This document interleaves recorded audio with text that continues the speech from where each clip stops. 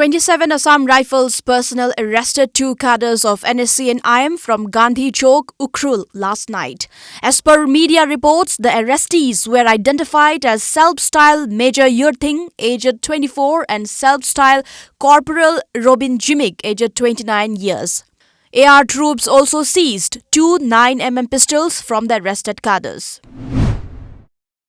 The 5-day Jatinga festival has been underway at Jatinga near Haflong, the headquarters of Dima Hasao district of Assam. During the festival, the culture, tradition, food, craft and attire depicting the ethnicity of the district will be highlighted.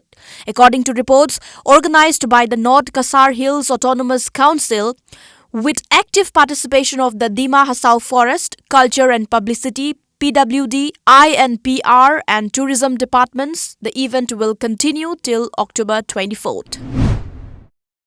Arunachal Pradesh Lohit district has come up with an innovative concept of launching a classroom in an old and abandoned bus for solving the issue of shortage of space in school buildings.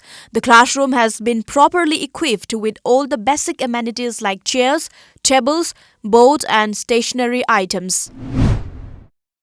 By-elections for 3 assembly constituencies of Sikkim were held peacefully and in a smooth manner yesterday.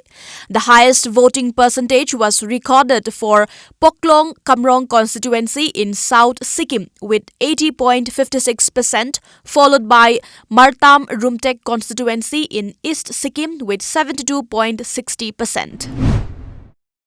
Infosys shares nosedived nearly 60% today, a day after India's second-largest IT services company said it had received anonymous whistleblower complaints alleging certain unethical practices.